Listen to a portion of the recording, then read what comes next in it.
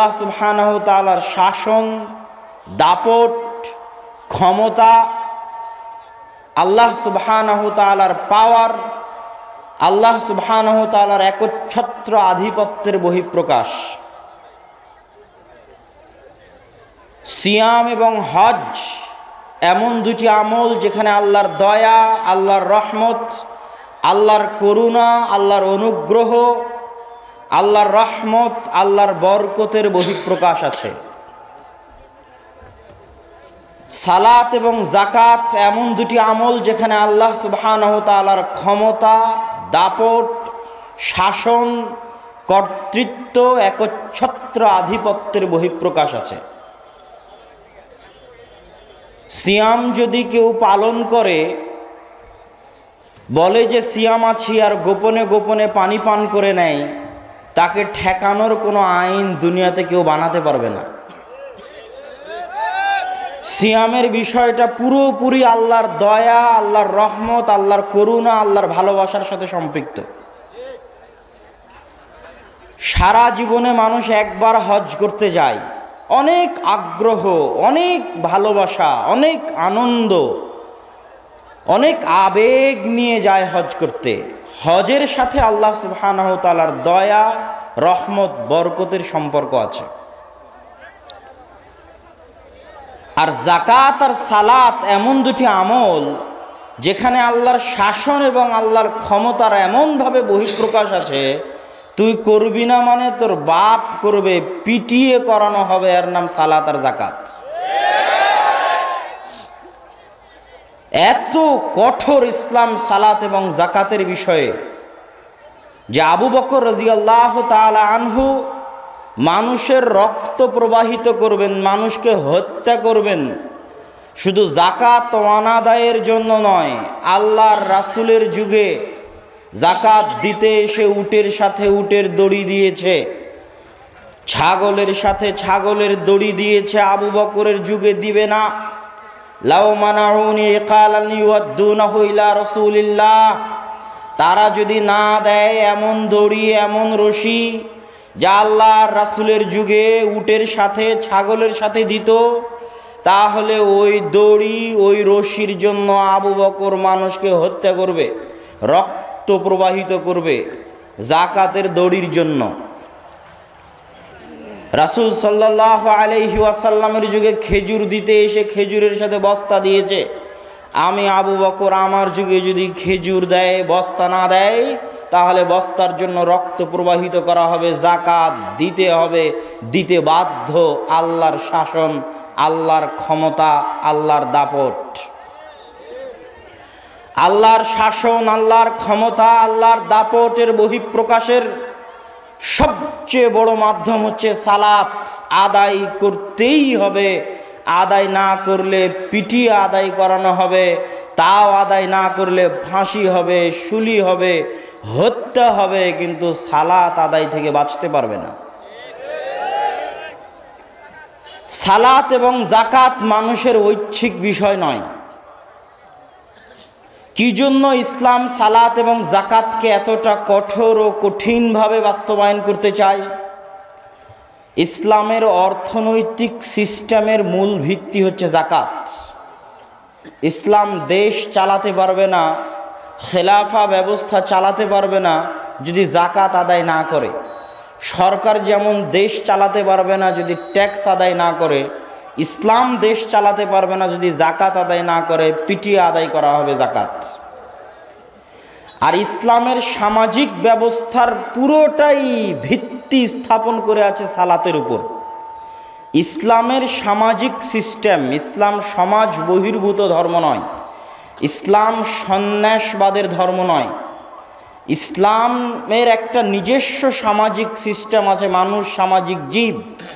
ইসলামের সমাজ ব্যবস্থা পরিচালনার একটাই ভিত্তি, সেটা হচ্ছে সালাত। সালাত যদি মানুষ আদায় না করে, ইসলামের সমাজ ব্যবস্থাপনা ভেঙে পড়বে। এই জন্য সালাত মানুষকে পিটিয়ে আদায় করানো হবে। সালাতের বিষয়ে দ্বিতীয় সূক্ষ্ম দিক, আমাদের যুগে মানুষ নিজের গুনাহের কারণে তার সালাতকে ছোট করে দেখে। বিশেষ করে বাংলাদেশের সমাজে মানুষ নিজের গুনাহের কারণে সালাতকে ছোট করে দেখে। কিভাবে? আমি তো সুদখোর, সালাত আদায় করে কি করব? আমি তো ঘুষখোর, সালাত আদায় করে কি করব? মানুষও মানুষকে খোঁটা দেয়, আরে এই নামাজির নামাজ দিয়ে কি লাভ, আর বাড়িতে তো কেউ পর্দা করে না। মানুষও খোঁটা দেয় যে এই নামাজির নামাজ দিয়ে কি লাভ, এ তো সারাদিন সুদ খায়, ঘুষ খায়। তখন মানুষ সালাত ছেড়ে দেওয়ার জন্য অজুহাত বানায় নিজের গুনাহকে। কিন্তু সালাত এমন এক আমল, এমন একটি কাজ, এ কথা সত্য যে রাসূল সাল্লাল্লাহু আলাইহি ওয়াসাল্লাম বলেছেন, কেউ যদি নেশাদার দ্রব্য পান করে তার 40 দিনের ইবাদত কবুল হবে না। এ কথা সত্য। রাসূল সাল্লাল্লাহু আলাইহি ওয়াসাল্লাম বলেছেন যে আল্লাহ বলেন, আল্লাহ সুবহানাহু তাআলা পবিত্র, তিনি পবিত্র ব্যতীত অন্য কিছু গ্রহণ করেন না। মানুষ ইবাদত করছে, আল্লাহ বলছেন মালবাসুহু হারামুন মাতাআমুহু হারামুন মাশরাবুহু হারামুন, যা খায় সেটা হারাম, যা পান করে সেটা হারাম, গায়ে যেটা আছে ওটাও হারামের টাকায় কিনা, ইবাদত কবুল হবে না। আমি আল্লাহ পবিত্র, অপবিত্র জিনিস গ্রহণ করি না। এ কথা সত্য। তারপরও ইবনুল কাইয়িম রাহিমাহুল্লাহ তার বইয়ে লিখেছেন যে মানুষ যদি হারাম উপার্জন করে তবুও তাকে সালাত আদায় করতে হবে। কেউ যদি এখনও বিড়ি খায় আর 40 দিনের ইবাদত কবুল হবে না, এ কথা সত্য, তবুও ওকে সালাত আদায় করতে হবে। এখনও বেশ্যালয় পতিতালয় থেকে বের হয়ে আসলো, ওকে সালাত আদায় করতে হবে। ও জেনা করেছে তাই তার সালাত মাফ, আদায় করবে না, এ কথা নয়। ও এখনই সুদি ব্যাংকে চাকরি করে, সুদের টাকায় ওর পেট ভরপুর, তার মানে ও সালাত আদায় করবে না, এ কথা নয়। সুদ খেলেও ওকে সালাত আদায় করতে হবে। ওই পুলিশ এখনই টেবিলের নিচ দিয়ে ঘুষ নিল, তার মানে ওর সালাত আদায় করতে হবে না, ওর সালাত কবুল হবে না, এই জন্য সালাত আদায় ছেড়ে দিবে না, ওকে ঘুষ খেয়েও সালাত আদায় করতে হবে। এখনই একজন মানুষকে জবাই করে হত্যা করে দিল, তাই ও গুনাহের কারণে সালাত ছেড়ে দিবে, হত্যা করে উঠে এসে সালাতে দাঁড়াতে হবে সালাত আদায় করার জন্য। সালাত, গুনাহকে ছোট করে কেউ কোনোদিন সালাত পরিত্যাগ করতে পারে না। ইবনুল কাইয়িম রাহিমাহুল্লাহ উত্তরে বলছেন, কেন পরিত্যাগ করতে পারে না? ওর সালাতই তো কবুল হবে না, ও তো সুদ খায়, ঘুষ খায়, এখনই বিড়ি খেলো, এখনই মদ খেলো, সালাত তো কবুল হবে না, কিন্তু ছাড়তে পারবে না কেন সালাত? ইবনুল কাইয়িম রাহিমাহুল্লাহ লিখছেন যে ও সালাত আদায় করলে এই সালাত আদায়ের নেকি পাবে না। কেন? সালাত আল্লাহর দরবারে কবুল হবে না, তাই সালাতের নেকি পাবে না। কিন্তু সালাত ছেড়ে দিলে যে গুনাহ হতো, ওই গুনাহ থেকে বেঁচে যাবে। সুদ খাওয়ার গুনাহ একটা, আর সালাত আদায় না করার গুনাহ একটা। তো সুদও খেলো, সালাতও আদায় করলো না, মানে সুদ খাওয়ার গুনাহ তো আছে, তার উপর সালাত ছেড়ে দেওয়ার গুনাহ আছে। আর সালাত আদায় করলে নেকি হবে না, পাপ ক্ষমা হবে না, সালাতের কোনো ফজিলত পাবে না, আল্লাহর দরবারে কবুল হবে না এই জন্য। কিন্তু সালাত পরিত্যাগ করার গুনাহ থেকে বেঁচে যাবে, ফারজিয়াত আদায় হবে। এই জন্য সুদ খেলেও সালাত আদায় করতে হবে, স্ত্রী পুত্র বেপরদায় চললেও সালাত আদায় করতে হবে, ঘুষ খেলেও সালাত আদায় করতে হবে, বিড়ি সিগারেট খেলেও সালাত আদায় করতে হবে। গুনাহের অজুহাত দিয়ে সালাত পরিত্যাগ করা যাবে না। 3 নাম্বার সালাতের বিষয়ে সূক্ষ্ম দিক। ইসলাম, একজন হিন্দু মানুষ আজকে এই মঞ্চে ইসলাম গ্রহণ করলো, কথার কথা সে পড়লো আশহাদু আল্লা ইলাহা ইল্লাল্লাহ ওয়া আশহাদু আন্না মুহাম্মাদার রাসূলুল্লাহ, আমি সাক্ষ্য দিচ্ছি আল্লাহ ব্যতীত কোনো মাবুদ নেই, আমি সাক্ষ্য দিচ্ছি মুহাম্মদ আল্লাহ রাসূল, এই কথা বলে সে মুসলমান হয়ে গেল। এখন এই লোকের কাজ কি? আল্লাহর পক্ষ থেকে তার জন্য আদেশ কি? কি করতে সে মুসলমান হলো? নিজের ধর্ম পরিত্যাগ করে আর একটা ধর্ম গ্রহণ করছে, কি করার জন্য? কি এমন কাজ ওকে আল্লাহ দিয়ে রেখেছে, কি এমন কাজ ওকে ইসলাম দিয়ে রেখেছে যে কাজটা করতেও ইসলাম গ্রহণ করছে? ও যদি বলে যে আমি হজ করতে ইসলাম গ্রহণ করেছি, তো হজ সারা জীবনে কয়বার ফরজ? একবার। তো সারা জীবনে একবার হজ করার জন্য ইসলাম গ্রহণ করেছে, সারা জীবনে ওর আর কোনো কাজ নাই, কথা মনে হয় বুঝতে পারেননি। তো ইসলাম এরকম একটা হাস্যকর ধর্ম যে তাকে গ্রহণ করতে হচ্ছে সারা জীবনের একটা কাজ করার জন্য, আর কোনো কাজ নাই ওর। হজ আদায় করবে এই জন্য ইসলাম গ্রহণ করছে, এটা চরম হাস্যকর। ও যদি বলে আরও একটা বিষয়, হজ ফরজ হচ্ছে ধনী ব্যক্তির উপর, গরিবের উপর কি হজ ফরজ? তো গরিব কি জন্য ইসলাম গ্রহণ করবে? ওর উপর তো হজ ফরজ নয়।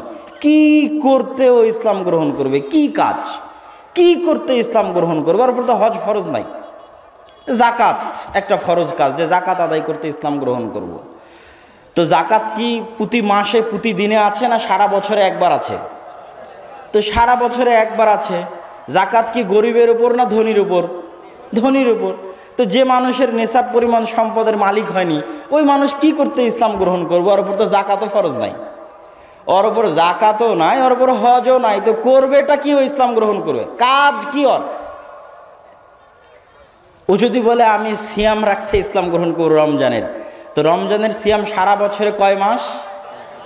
বাকি 11 মাস। আর কি কাজ, কি কাজের জন্য ইসলাম গ্রহণ করবে? আর ইসলাম এত অকেজো, অচল, অথর্ব একটা দিন, যার পক্ষ থেকে কাজ দেওয়া থাকে মাত্র সারা বছরে 1 মাস, আর কোনো কাজ নাই। 1 মাস ইবাদত করে 11 মাস ঘুমাও, এরকম দিন কি? না, এরকম দিন নয়। ইসলাম মূলত মানুষ গ্রহণ করা উচিত, বা মানুষ মুসলমান হয়, বা আল্লাহ চায় মানুষ মুসলমান হোক।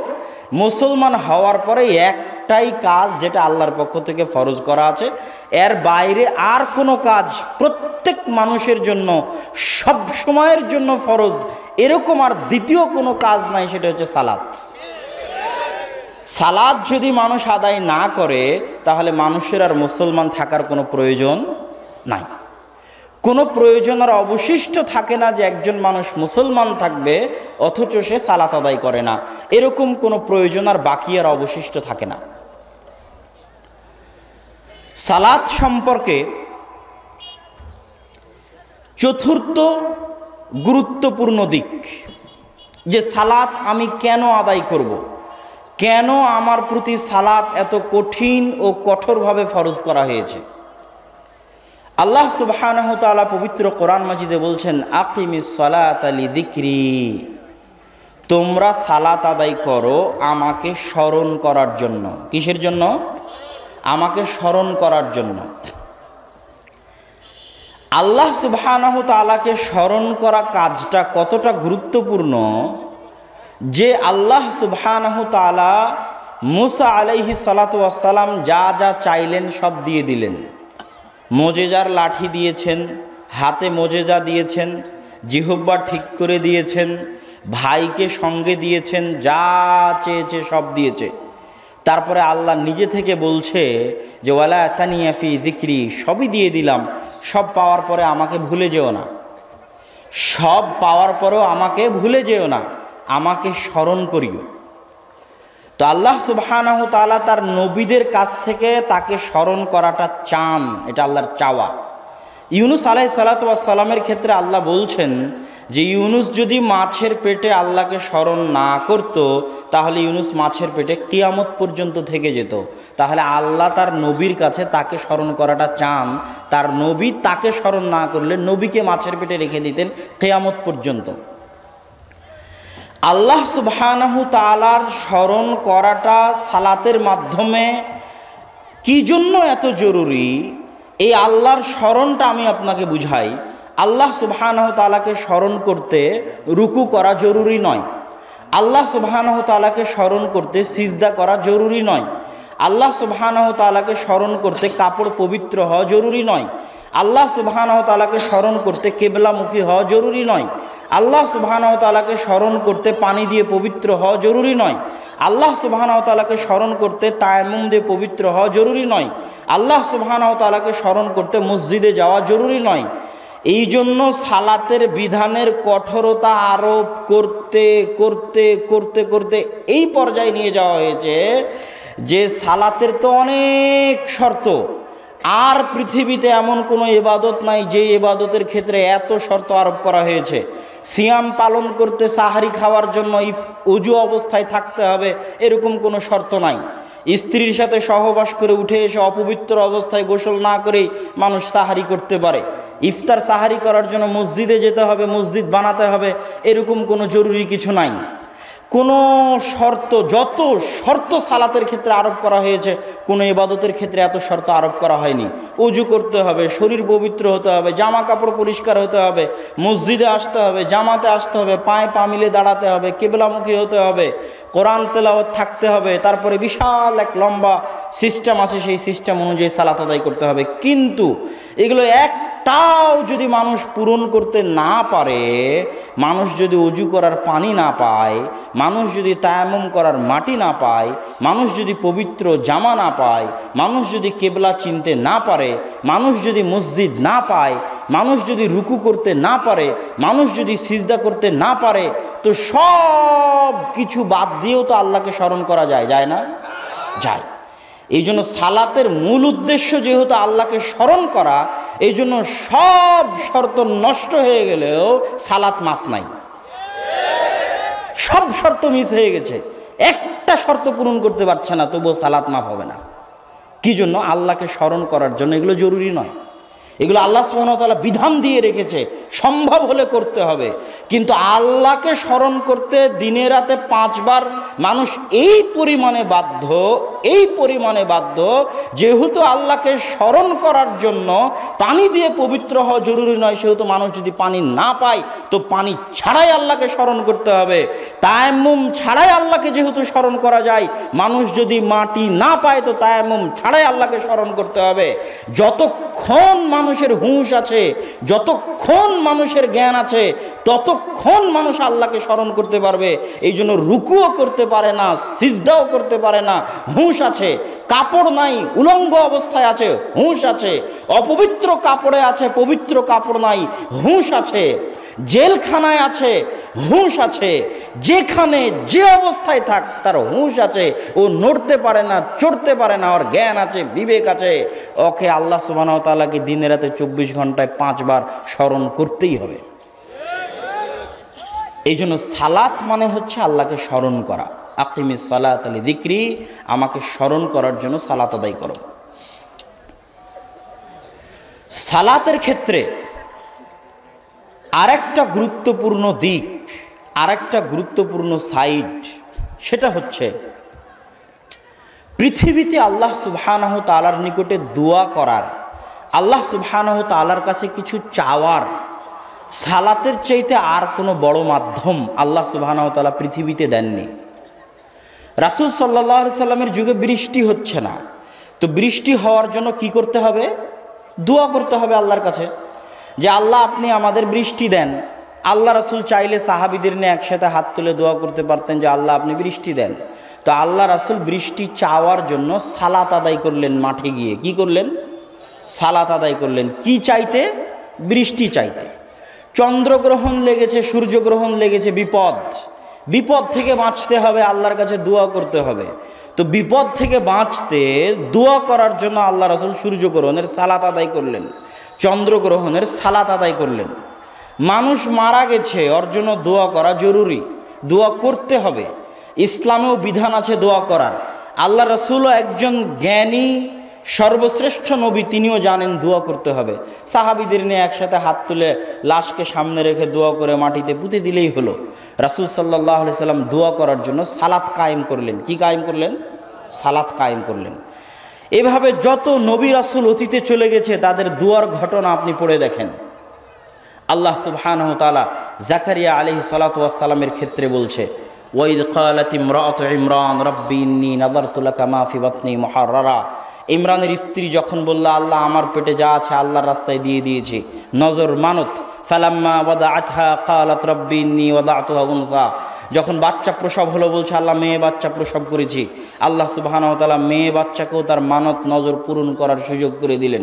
ফাকাফালাহা জাকারিয়া, জাকারিয়া দায়িত্ব নিয়ে নিল বাইতুল মাকদেসের খেদমত করবেন।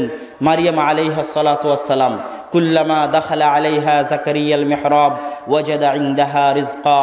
যখনই জাকারিয়া আলাইহিস সালাতু ওয়াস সালাম মারিয়ামের নিকটে যান, দেখেন রিজিক, তখন তিনি বললেন ইয়া মারিয়ামু আন্না লাকি হাদা, কোথায় থেকে আসে? ক্বালাত হিয়া মিন ইনদিল্লাহ ইন্নাল্লাহা ইয়ারযুকু মান ইয়াশা বিগাইরি হিসাব। এটা আল্লাহর পক্ষ থেকে আসে, আল্লাহ সুবহানাহু ওয়া তাআলা যাকে চান তাকে বেহিসাব রিজিক দিতে পারেন। হুনালিকা দাআ যাকারিয়া রাব্বাহ। এখন জাকারিয়া আলাইহিস সালাতু ওয়াস সালামের শখ হচ্ছে যে এইরকম একজন সতী সাধবী মহিলা, স্ত্রী, কন্যা তার চোখের সামনে, অথচ তিনি বৃদ্ধ, তার সন্তান নাই। এরকম একজন সন্তান যদি তার হতো, তার স্ত্রী বন্ধ্যা, চোখ মাথার চুল সাদা, দাড়ি সাদা, তিনি এখন আল্লাহর কাছে চাইবেন সন্তান। আল্লাহর কাছে সন্তান চাওয়ার জন্য জাকারিয়া আলাইহিস সালাতু ওয়াস সালাম সালাতে দাঁড়িয়ে গেলেন। সারা আলাইহিস সালাতু ওয়াস সালাম, ইব্রাহিম আলাইহিস সালাতু ওয়াস সালামের প্রথম স্ত্রী, বিপদে পড়েছেন, বিপদ থেকে উদ্ধার হতে হবে, তার ইজ্জত, তার সম্মান, তার আব্রু হেফাজত চাচ্ছেন আল্লাহর কাছে। এই বিপদ থেকে উদ্ধারের জন্য তিনি সালাতে দাঁড়িয়ে গেলেন। রাসূল সাল্লাল্লাহু আলাইহি ওয়াসাল্লামের জীবনে যত বিপদ তার সম্মুখীন হয়েছেন, সেক্ষেত্রে বলা আছে তখনই তিনি বাদারা ইলা সালাহ, সালাতে দাঁড়িয়ে যেতেন। আসমানের নিচে জমিনের উপরে আল্লাহ সুবহানাহু ওয়া তাআলার কাছে চাওয়ার জন্য, দোয়া করার জন্য সালাতের চাইতে বড় কোনো মাধ্যম পৃথিবীতে নাই। আপনি যখন সালাত শুরু করেন আল্লাহু আকবার বলে, তখন মূলত দোয়া শুরু করেন। কি শুরু করেন? দোয়া শুরু করেন। তারপরে যখন রুকু সিজদা সব কমপ্লিট করে আপনি সালাম ফিরেন, আসসালামু আলাইকুম ওয়া রাহমাতুল্লাহ, তখন মূলত কি শেষ করেন বলেন তো? একটু জোরে বলেন, কি শেষ করেন? দোয়া শেষ করেন। এখন হুজুর যদি বলে যে হুজুর ইমাম সাহেব দোয়া করালো না, তাহলে ওই হুজুরকে আরও 100 বছর পড়তে হবে সালাত কাকে বলে এটা জানার জন্য। তিনি এখনো বুঝতে পারেননি যে সালাত কাকে বলে।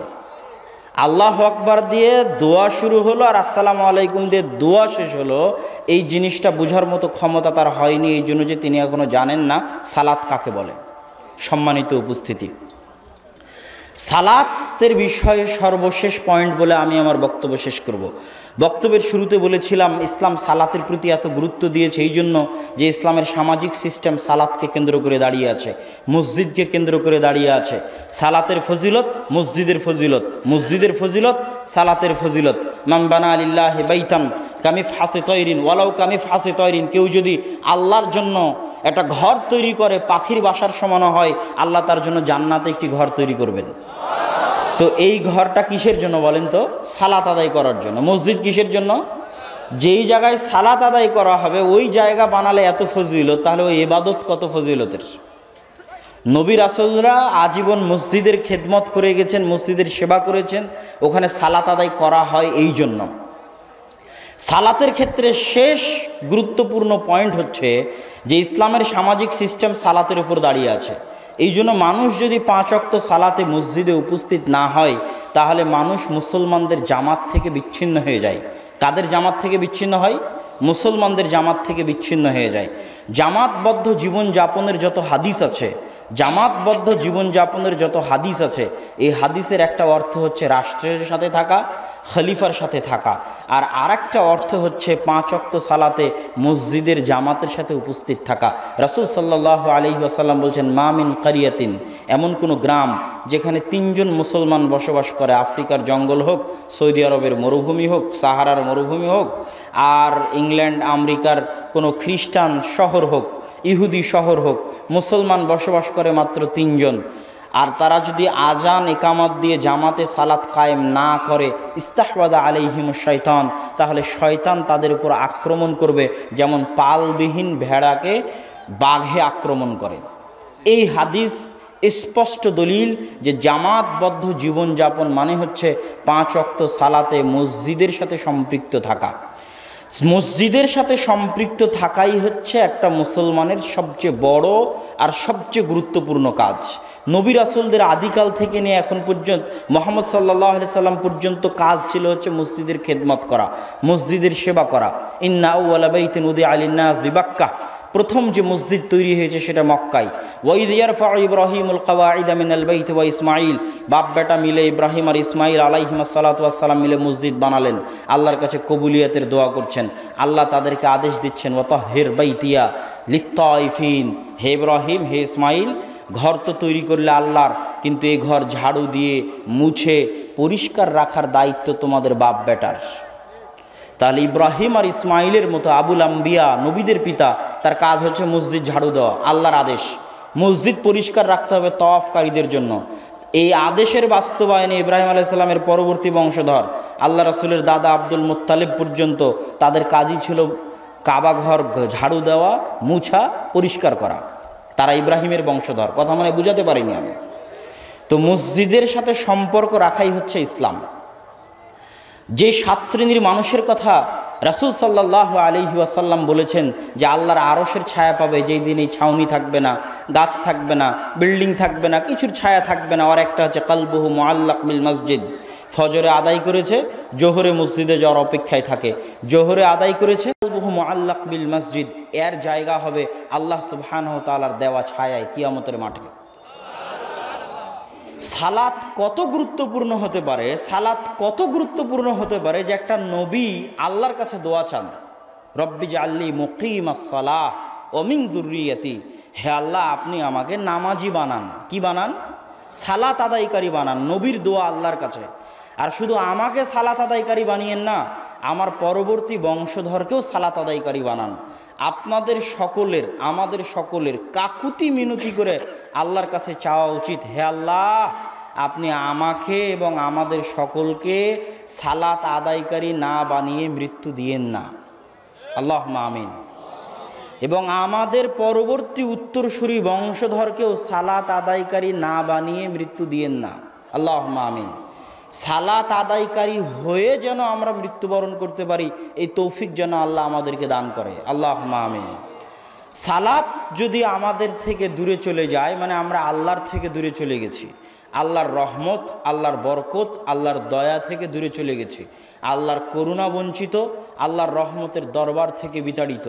আর যে ব্যক্তি আল্লাহর করুণা বঞ্চিত, আল্লাহর রহমত ও বরকত বঞ্চিত, ওর চাইতে বড় ইয়েতিম পৃথিবীতে আর নাই। যে বাপ মারা গেছে সে না যতটা অসহায়, ওর চাইতে বড় অসহায় ও যার সাথে আল্লাহর সম্পর্ক নাই। আপনি নিজের আত্মাকে জিজ্ঞেস করে দেখতে পারেন যে আপনার আত্মার সাথে আল্লাহর সম্পর্ক আছে কিনা। যদি আপনার আত্মার সাথে আল্লাহর সম্পর্ক না থাকে, তাহলে আপনার চাইতে বড় ইয়েতিম পৃথিবীতে নাই, আপনি সবচেয়ে বড় ইয়েতিম। এই জন্য যে সবচেয়ে উত্তম অভিভাবক হচ্ছেন আল্লাহ, নি'মাল মাওলা ওয়া নি'মান নাসির। আর আল্লাহর সাথে আমাদের এই সম্পর্কটা রক্ষা হবে সালাত দিয়ে। আল্লাহ সুবহানাহু ওয়া তাআলা যেন আমাদেরকে সালাত আদায়কারী বানিয়ে মৃত্যুবরণ করার তৌফিক দান করেন, আল্লাহুম্মা আমিন। শ্বশুরের চারানা না নিয়ে, শ্বশুরের চারানা খরচ না করিয়ে নিজে অলিমা খাওয়াও। কত মানুষকে খাওয়াবা? আল্লাহ রাসূল বলেন আউলিম ওয়ালাউ বিশাতিন, অলিমা করাও, একটা ছাগল জবাই করে হলেও অলিমা করাও, খাওয়াও অলিমা। তুমি কত বড় ধনীর ছেলে, কত বড় লাট সাহেবের ছেলে, কত বড় বাপের বেটা, অলিমা খাও। কিন্তু এক বাস মানুষ নিয়ে শ্বশুর বাড়ি গেছো, কোন লজ্জায়? কে যেতে বলেছে? তোমার শ্বশুরের 1 টাকা খরচ হবে বিবাহে, এটা কোনোদিন কেউ প্রমাণ করতে পারবে না। তার উপর তুমি মোটরসাইকেল নিয়েছো, ফ্রিজ নিয়েছো, খাট নিয়েছো, ওয়ারড্রপ নিয়েছো, এগুলো কোথায় হিসাব দিবা? সব হারাম। নামে যৌতুক, বেনামে যৌতুক, সবই হারাম। বিবাহের অনুষ্ঠানে যা কিছু দেওয়া হবে মর্মে, দিতে চাইবে মর্মে, দিয়েছে মর্মে, যা কিছু উল্লেখ করা হয়, যা কিছু দেওয়া হয়, সব হারামের টাকা, ভিক্ষা করে খেতে হবে। তবু শ্বশুরের মোটরসাইকেল শ্বশুরকে ফেরত দিতে হবে, এটাই ঠিক, এটাই চূড়ান্ত। এভাবে নামে বেনামে শ্বশুরের উপর অত্যাচার করা হয়। ইসলামের বিবাহের আর একটা চমৎকার বৈশিষ্ট্য হচ্ছে, ইসলামের বিবাহে আনুষ্ঠানিকতা বলতে তেমন কিছুই নাই। আগে পরে আপনাদের সিলেটে, আমি আসলে ওভাবে সমাজে কোনোদিন মিশা হয়নি, যেন সিলেট না, রাজশাহীতেও যে আসলে আগে পরে কত অনুষ্ঠান হয় আমি জানি না, মেলা রকমের অনুষ্ঠান আছে, তো আপনাদের দিকে অবশ্যই আছে। কিন্তু ইসলামের বিবাহ এত সিম্পল, এত সিম্পল। মেয়ের পিতা উপস্থিত থাকবে, যে বিবাহ করছে সে উপস্থিত থাকবে, 2 জন সাক্ষী উপস্থিত থাকবে। কয়জন সাক্ষী? 2 জন সাক্ষী। আর যদি কেউ না থাকে তবুও চলবে। 2 জন সাক্ষী, মেয়ের পিতা, জামাই। মেয়ের পিতা বলবে তোমাকে, তোমার সাথে আমার মেয়ে এত মোহরানার বিনিময়ে বিবাহ বন্ধনে আবদ্ধ হতে রাজি, তুমি তাকে গ্রহণ করে নাও। ছেলে বলবে কাবিল তো, আমি কবুল করলাম। গুরুত্বপূর্ণ কথা 3 বার বলতে হয়। মেয়ের পিতা 3 বার বলবে, জামাই 3 বার কবুল করবে, বিবাহ হয়ে গেল, শেষ। বিবাহের আর কোনো আনুষ্ঠানিকতা নাই। ওয়ালিমা সামর্থ্য থাকলে পরের দিন চেষ্টা করবে, ছেলে খাওয়াবে পরের দিন, আগে পরে আর কোনো আনুষ্ঠানিকতা নাই। এখানে শত ছেলে আছে, এখনই বিবাহ দিয়ে দেওয়া যাবে, কোনো কঠিন কাজে। খালি মেয়ের বাপ বলবে যে আমি রাজি, বাবা তোমার সাথে বিবাহ দিলাম এত মওলানার বিনিময়, তুমি কবুল করবা কিনা, কবুল আর দুইজন সাক্ষী, আর বিবাহ চলতে থাকবে। কথা বুঝতে পারেননি? এত সহজ জিনিস ইসলামের বিবাহ, আর এটাকে আপনি কত কঠিন করে দিয়েছেন। আল্লাহু আকবার। বিবাহ যে সমাজে যত কঠিন হবে ওই সমাজে জেনা তত বাড়বে, এটা মনে রাখবেন। বিবাহ যে সমাজে যত কঠিন হবে ওই সমাজে কি বাড়বে? জেনা বাড়বে। আর যে সমাজে বিবাহ যত সহজ হবে ওই সমাজে জেনা তত কমবে। আপনার সমাজে শত বিধবা আছে, এটা হিন্দুদের কাছ থেকে এসেছে বাঙালিদের কাছে। যুবতী মেয়ে, স্বামী মারা গেছে, তাও নাকি এটাই তার জন্য সুনামের, এটাই নাকি তার জন্য ব্যক্তিত্বের, এটাই নাকি তার জন্য মান সম্মানের, যে একটা ছেলেকে নিয়ে এসে বাকি জীবন পার করে দিবে, একটা মেয়েকে নিয়ে বাকি জীবন পার করে দিবে। এটা চরম জঘন্য নিকৃষ্ট হিন্দুয়ানি কুসংস্কার। রাসূল সাল্লাল্লাহু আলাইহি ওয়াসাল্লামের নিজেরই কয়েকজন স্ত্রী ছিল বিধবা। উম্মে সালামা ছিলেন বিধবা, খাদিজা রাদিয়াল্লাহু তাআলা আনহা ছিলেন বিধবা। রাসূল সাল্লাল্লাহু আলাইহি ওয়াসাল্লাম সাহাবীদের উৎসাহিত করতেন বিধবাদের বিবাহ করার জন্য। কেননা সমাজে কোনো মেয়ে অবিবাহিত অবস্থায় যদি থাকে, ওই একটা মেয়েই সমাজে জেনার কালচার চালু করবে, ওই একটা মেয়েই সমাজের পবিত্রতাকে নষ্ট করবে। এই জন্য সমাজে বিবাহকে সহজ করতে হবে, আরো সহজ, আরো বেশি, আরো অতিরিক্ত বিবাহকে সহজ করে দিতে হবে। বিবাহের আনুষ্ঠানিকতা বন্ধ করে দিতে হবে। বিবাহ হতে হবে সম্পূর্ণ সুন্নাত পদ্ধতিতে মসজিদে। কত কমিউনিটি সেন্টারে গিয়ে বেপর্দা, বেহায়াপনা, বেলিল্লাপনা করে পুরো বিবাহের মতো একটা ইবাদতকে, দিস ইজ ইবাদত, খেলতামাশা নয় যে আপনি গান বাজনা করে, মুভি সিনেমা দিয়ে আর বেপর্দা নারী দিয়ে কমিউনিটি সেন্টারে গিয়ে আপনার এই বিবাহের পবিত্রতাকে নষ্ট করবেন। কিসের আদর্শ পরিবার হবে আপনার বলেন? যেই বিবাহেই জেনার কালচার লালন করা হচ্ছে, যে বিবাহে বরের গায়ে হলুদ দিয়ে দিচ্ছে তার ভাবি, বরের গায়ে হলুদ দিয়ে দিচ্ছে তার খালাতো বোন, সেই বিবাহে কিভাবে কেমনে ওই বিবাহে বরকত আসতে পারে? যেই বিবাহের কমিউনিটি সেন্টারে বেপর্দা, বেহায়াপনা, বেলিল্লাপনায় ভর্তি, গান বাজনা সিডি মুভিতে না দিলে, না বাজালে হিন্দি গান বিবাহ নাকি হয় না ছেলের, ওই বিবাহ তো তার কাছে আসলে ও এখনো বুঝে না পিতা হওয়ার গুরুত্ব, ও এখনো বুঝে না সন্তানের গুরুত্ব, ও এটাকে খেলতামাশা মনে করেছে। ওর বিবাহে বরকত থাকবে না। বিবাহে বরকত না থাকলে পরিবার আদর্শ হবে না। সুতরাং যুবক, আদর্শ পরিবারের মূল ভিত্তি, মূল দায়িত্ব হচ্ছে বিবাহকে অবৈধ পন্থায়, মানে অবৈধ সম্পর্ক, প্রেম প্রীতির মাধ্যমে নয়, বৈধ পন্থায় বিবাহের যাবতীয় অন্যায় আনুষ্ঠানিকতা থেকে মুক্ত হয়ে সিম্পলভাবে মসজিদে, কমিউনিটি সেন্টারে বেপর্দা, বেহাই, বেলিল্লাপনার আশ্রয় দিয়ে নয়, গান বাজনা সিডি মুভি বাজিয়ে নয়, সাধারণভাবে সিম্পলভাবে বিবাহ করে, সুন্নাত পদ্ধতিতে বিবাহ করে পরের দিন মানুষজনকে খাওয়াতে হবে। এইভাবে যদি বিবাহ হয়, এই বিবাহে দোয়া পাওয়া যাবে আল্লাহ এবং আল্লাহর রাসূলের পক্ষ থেকে, আল্লাহ সুবহানাহু ওয়া তাআলার পক্ষ থেকে বরকত বর্ষিত হবে এই দম্পতির উপর ইনশাআল্লাহ। যখন বিবাহের ঘরে যাবে যুবক, তখন বাসর ঘরের ইসলামের একটা জিনিস আপনি আশ্চর্য হবেন, যে একটা সন্তান আসবে দুনিয়াতে, সেই সন্তানকে কেন্দ্র করেই কিন্তু বিবাহ। তো ওই সন্তানকে কেন্দ্র করে ইসলামের কি প্রস্তুতি, যেটাকে মানুষ মনে করেছে হাসি আনন্দ, সেটাকে ইসলাম দেখেন কিভাবে সাইকোলজিক্যালি, মানসিকভাবে ইসলামের বিধিবিধানগুলো দেখেন। আপনি মনে করেছেন বাসর রাত আনন্দের, আর ইসলাম কি বলছে? বাসর রাতে গিয়ে তোমাকে 2 রাকাত সালাত আদায় করতে হবে। আজীব, মানে ইসলামের টার্গেট অন্য জায়গায়, যে আপনার এই বিবাহের মাধ্যমে আপনার সন্তান আসবে, সে যেন পবিত্র হয়, সৎ হয়, আদর্শবান হয়, ওটা নিয়ে ইসলাম চিন্তিত। আপনি মনে করছেন বিবাহ তো আনন্দের, এখানে নাচ গান হই হুল্লোড় আর গান বাজনা চলবে, এখানে আবার 2 রাকাত সালাত করতে আসে। আর ইসলামের চিন্তা হবে না। দেখেন, বাসর ঘরে ঢুকে আগে স্ত্রীর কপালে হাত দিয়ে দোয়া করতে হবে, আল্লাহুম্মা নাসআলুকা খায়রাহা ওয়া খায়রা মা জাবালতা ফিহা ওয়া আউযু বিকা মিন শাররিহা ওয়া শাররি মা জাবালতা ফিহা। হে আল্লাহ, আমার স্ত্রীর মধ্যে যা কল্যাণ আছে সেই কল্যাণ তোমার নিকটে চাই, আর যা অকল্যাণ আছে সে অকল্যাণ থেকে তোমার নিকটে পরিত্রাণ চাই। তারপর স্বামী স্ত্রী মিলে 2 রাকাত সালাত আদায় করবে, আল্লাহর নিকটে দোয়া করবে।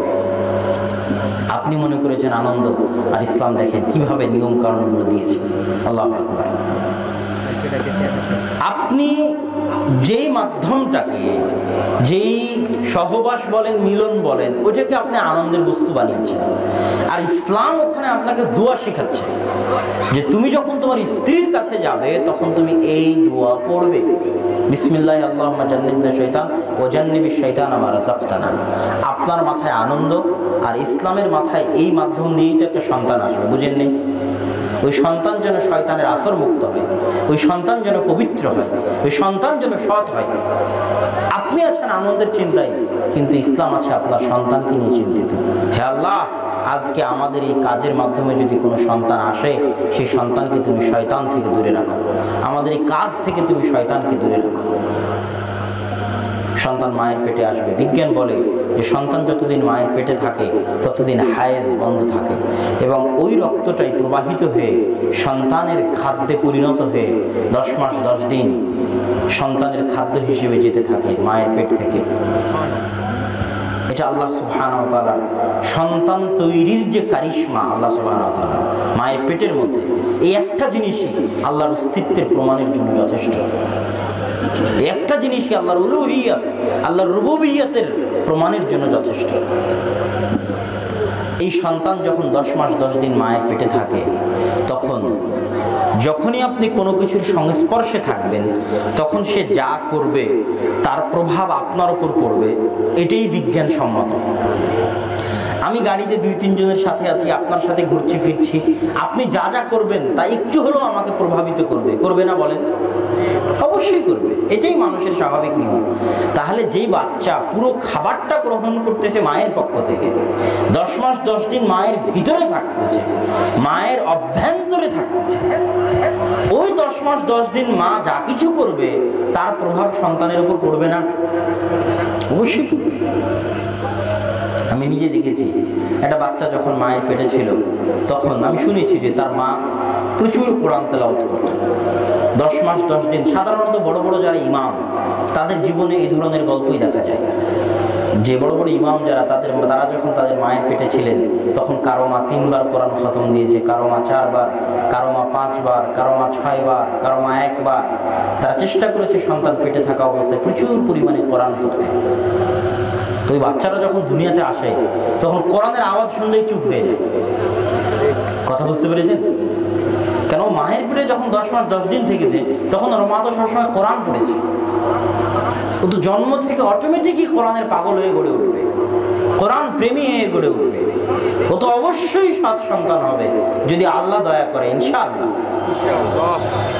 কিন্তু আপনার স্ত্রী যদি সারাদিন টিভির রিমোট নিয়ে সিরিয়াল দেখে, কি বলেন, জি বাংলা, স্টার জালসা, বোঝে না সে বোঝে না, আছে না সিরিয়াল? সিরিয়ালের জন্য আপনার সাথে গন্ডগোল লাগাবে, আপনি দেখবেন ক্রিকেট খেলা আর সে দেখবে সিরিয়াল। হ্যাঁ, এই হলো আদর্শ পরিবার। স্বামী দেখবে ক্রিকেট আর স্ত্রী দেখবে কি সিরিয়াল, দুইজনের গন্ডগোল, স্টার জালসা। তাহলে সারাদিন যদি স্টার জালসায় শাশুড়ি বউয়ের ঝগড়া দেখে আর পরকীয়ার প্রেম দেখে, তো পেটের সন্তানের কি অবস্থা হবে এবার আপনি বলেন? আদর্শ পরিবার গড়ে উঠবে? উত্তরে কথা বলেন না যে আদর্শ পরিবার গড়ে উঠবে, আপনার মনে হয়? অসম্ভব, অকল্পনীয়, হতে পারে না। সে ওই পিতাও পিতা নয়, ওই মাও মা নয়, ওই পিতাও পিতা নয়, ওই মাও মা নয়। অতএব 10 মাস 10 দিন মা যা করবে তার সব কিছুর প্রভাব সন্তানের উপর থাকবে। সন্তান যখন দুনিয়াতে আসলো তখনও ইসলামের দেখেন প্রত্যেকটা পদক্ষেপ, প্রত্যেকটা সেগমেন্ট, প্রত্যেকটা ধাপ এত সূক্ষ্মভাবে ইসলাম বলেছে, আশ্চর্য হয়ে যাবে। বিবাহ থেকে নিয়ে শুরু করে, বাসর ঘর থেকে নিয়ে শুরু করে, সন্তান সন্ততি হওয়া থেকে নিয়ে শুরু করে সন্তান মানুষ করা পর্যন্ত স্টেপ বাই স্টেপ ইসলামের যেমন দিক নির্দেশনা আশ্চর্যকর। সন্তান হয়েছে, হওয়া মাত্রই সন্তানের কানে কি দিতে হবে? আজান দিতে হবে। আজীব নিয়ম, মানে ইসলামের মাথায় এটা আছে যে এই সন্তানকে সৎ মানুষ রূপে গড়ে তুলতে হবে। এগুলো প্রত্যেক ধাপে ধাপে নিয়ম আছে। আজান দিতে হবে, হওয়া মাত্রই আজান দিতে হবে।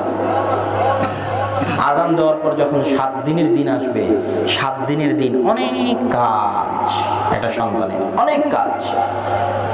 মনে করে রাখবেন যাতে কাজগুলো আপনাদের সন্তানের ক্ষেত্রে বাস্তবায়ন করতে পারেন, আপনার ক্ষেত্রে না হলেও ইনশাআল্লাহ। 7 দিনের দিন একটা কাজ আকিকা দেওয়া।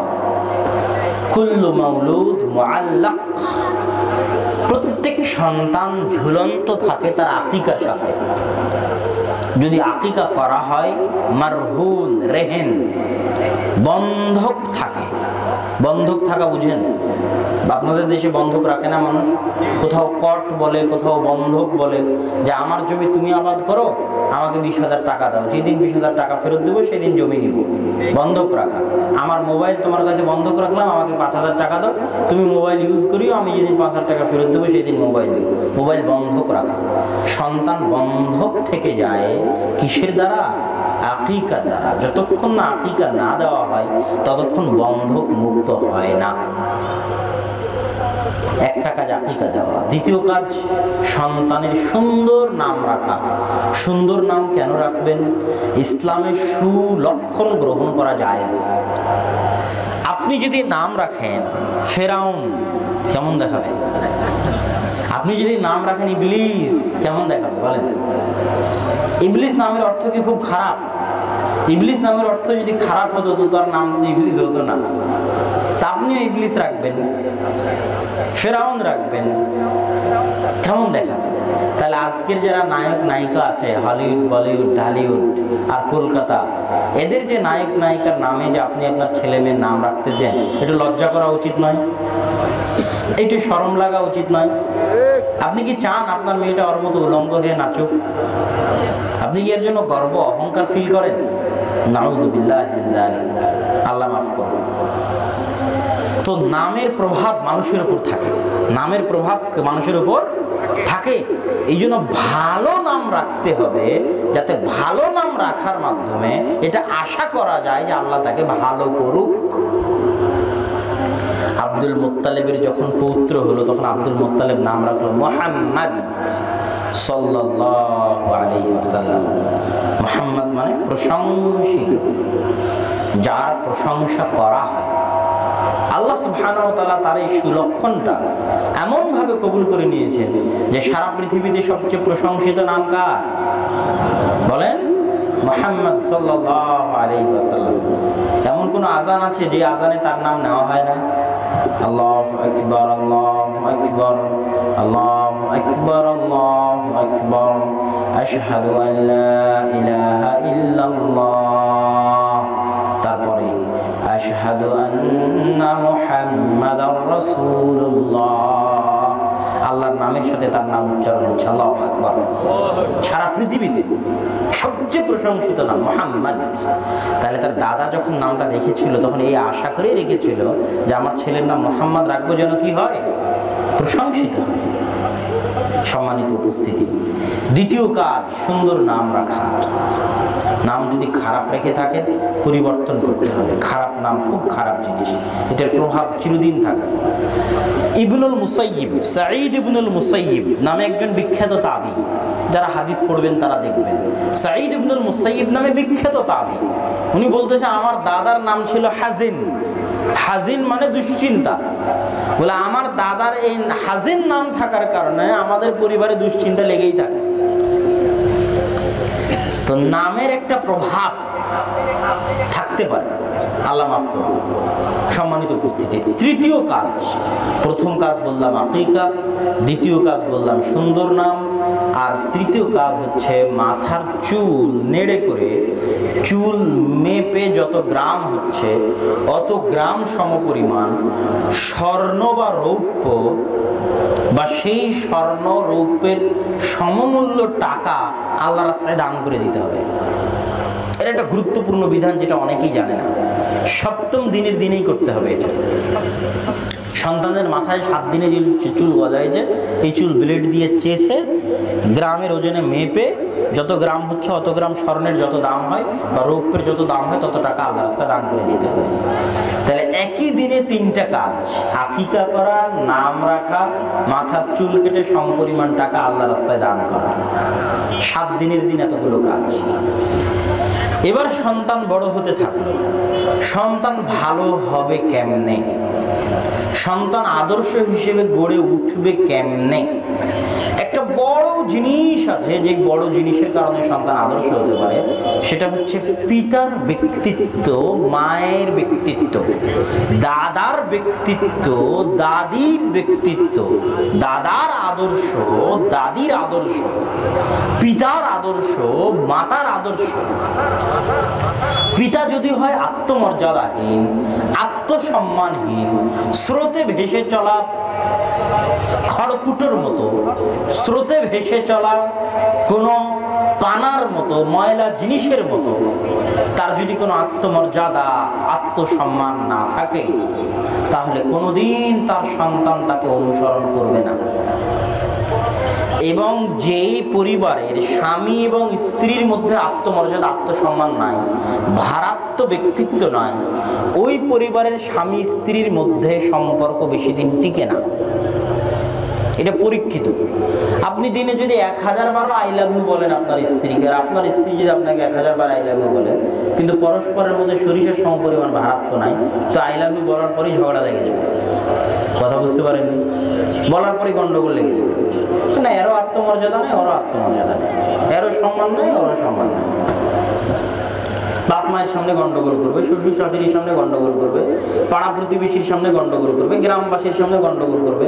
আত্মমর্যাদার অভাব। আর ব্যক্তিত্ব, হায়বাত, ভারাত্ম কাকে বলে?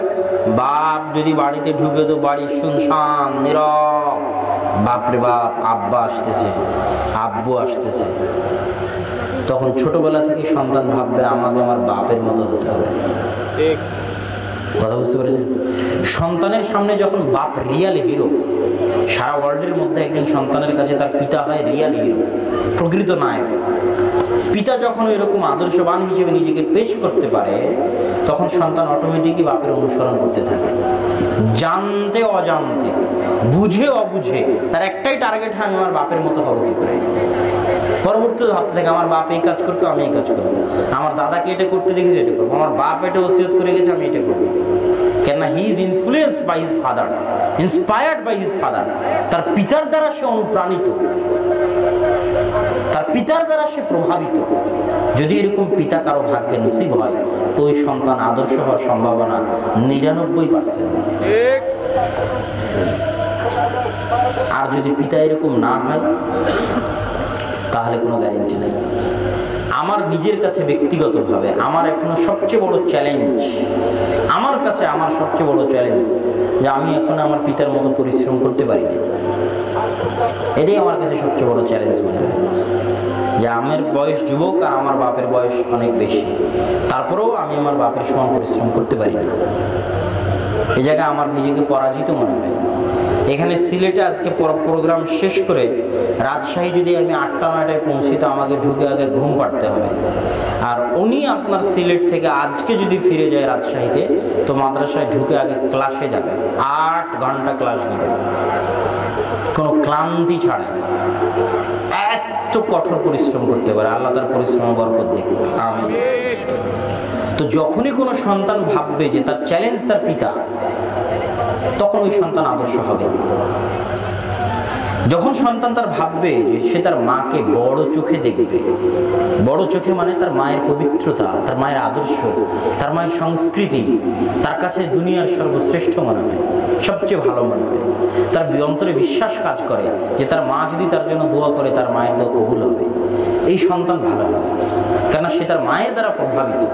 আর যে মা তার সন্তানের উপর প্রভাব বিস্তার করতে পারে না, যে পিতা তার সন্তানের উপর প্রভাব বিস্তার করতে পারে না, ওই সন্তানের ভালো হওয়ার সম্ভাবনা খুব কম, ইল্লা মান রাহিমা রাব্বি। তবে আল্লাহ যদি দয়া করে, সেটা আলাদা বিষয়। এরকম পরিবারে যখন কেউ আদর্শবান থাকে, পিতামাতা না থাকলে দাদা দাদি, দাদা দাদি না থাকলে নানা নানি, যার দ্বারা সে প্রভাবিত হবে, যারা আদর্শ দেখবে, তাহলে ওর জন্য আর মাদ্রাসা, মসজিদ, স্কুল, কলেজ লাগবে না। বাড়ি সবচেয়ে বড় বিশ্ববিদ্যালয়, পরিবারই সবচেয়ে বড় শিক্ষা প্রতিষ্ঠান। পরিবার যদি আদর্শ শিক্ষা দিতে না পারে, পরিবার যদি শিক্ষা সংস্কৃতি শিক্ষা দিতে না পারে, পরিবার যদি সৎ চরিত্র শিক্ষা দিতে না পারে, পরিবার যদি পবিত্রতা শিক্ষা দিতে না পারে, চারিত্রিক পবিত্রতা শিক্ষা দিতে না পারে, পৃথিবীর কোনো স্কুল, কলেজ, বিশ্ববিদ্যালয় ওই সন্তানকে শিক্ষা দিতে পারবে না, মানুষ করতে পারবে না। সম্মানিত উপস্থিতি, তাহলে আদর্শ পরিবার গড়ার ক্ষেত্রে পিতামাতার ভূমিকা সবচেয়ে বড়।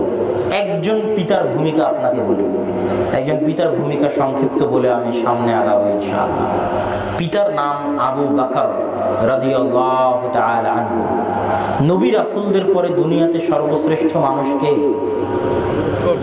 দুনিয়াতে নবী রাসূলদের পর সর্বশ্রেষ্ঠ মানুষকে আবু বকর রাদিয়াল্লাহু তাআলা আনহু। দুনিয়াতে নবী রাসূল সহ সব মানুষের মধ্যে সর্বশ্রেষ্ঠ নবী, সর্বশ্রেষ্ঠ রাসূল, সর্বশ্রেষ্ঠ মানুষকে মুহাম্মদ সাল্লাল্লাহু আলাইহি ওয়াসাল্লাম।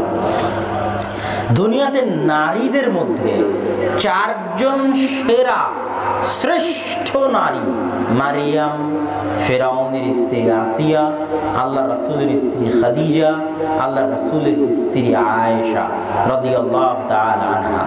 তাহলে দুনিয়ার শ্রেষ্ঠ নারীদের একজনকে আয়েশা। তাহলে এবার কল্পনা করেন, এক সফরে আয়েশা রাদিয়াল্লাহু তাআলা আনহা আছে, রাসূল সাল্লাল্লাহু আলাইহি ওয়াসাল্লাম আছেন, আবু বকর রাদিয়াল্লাহু তাআলা আনহু আছেন। আয়েশা রাদিয়াল্লাহু তাআলা আনহা নিজে বলছেন, সাকাতাত কিলাদাতুন লি বিল বাইদা, বাইদা নামক জায়গায় আমার গলার হারটা পড়ে যায়। ওয়া নাহনু দাখিলুন আল মাদিনা, আমরা মদিনায় ঢুকবো এরকম অবস্থায় আছি। ফানাখান নবী সাল্লাল্লাহু আলাইহি ওয়াসাল্লাম, তখন রাসূল সাল্লাল্লাহু আলাইহি ওয়াসাল্লাম সবাইকে তাবু টাঙাতে বললেন। হার খুঁজতে মানুষ লেগে গেল। রাসূল সাল্লাল্লাহু আলাইহি ওয়াসাল্লাম তার মাথাটা রাসাহু ফি হিজরি রাকিদান, আমার রানের উপর, আমার কোলের উপর তার মাথা রেখে ঘুম চলে গেছে। আকবালা আবু বকর, আবু বকর রাদিয়াল্লাহু তাআলা আনহু এই মুহূর্তে তাবুতে চলে এসেছেন। ফালাকাযানি লাকযাতান শাদীদা ওয়া ক্বাল হাবিসতিন নাস ফি কিলাদাতিন। আবু বকর রাদিয়াল্লাহু তাআলা চরম ক্ষিপ্ত হয়ে আছে যে আমার মেয়ে আয়েশার জন্য আজ শত শত মানুষ তার একটা হার হারানোর জন্য এখানে অপেক্ষা করছে, আটকে গেল। সালাতের সময় হয়ে গেছে, পানি পাওয়া যায় না, সালাত আদায় করবে মানুষ, এমন এক জায়গায় মানুষ আটকে গেছে যেখানে পানি নাই। কার জন্য আটকেছে? আমার মেয়ের জন্য আটকেছে। তো আত্মসম্মান বোধওয়ালা পিতা, আত্মমর্যাদা বোধওয়ালা পিতা তাবুতে ঢুকেছে। তাবুতে তিনি সর্বশ্রেষ্ঠ মানুষ নবী রাসূলদের পর, আর তার মেয়ে হচ্ছে সর্বশ্রেষ্ঠ নারীদের একজন, আর যিনি তার কোলে মাথা দিয়ে আছে তিনি হচ্ছেন সর্বশ্রেষ্ঠ রাসূল। তো শ্বশুর ঢুকেছে ভিতরে, জামাই মাথা দিয়ে শুয়ে আছে মেয়ের কোলে। জামাইও সর্বশ্রেষ্ঠ, শ্বশুরও সর্বশ্রেষ্ঠ, মেয়েও সর্বশ্রেষ্ঠ। তারপরেও আবু বকর রাদিয়াল্লাহু তাআলা আনহু, আয়েশা রাদিয়াল্লাহু তাআলা আনহার ভাষা যে ফালাকাযানি লাকযাতান শাদীদা, তিনি আমাকে এমন জোরে মারলেন যে মারের চোটে আমার কোলে যদি আল্লাহর রাসূল না শুয়ে থাকতো আমি ছিটকে দূরে পড়ে যেতাম।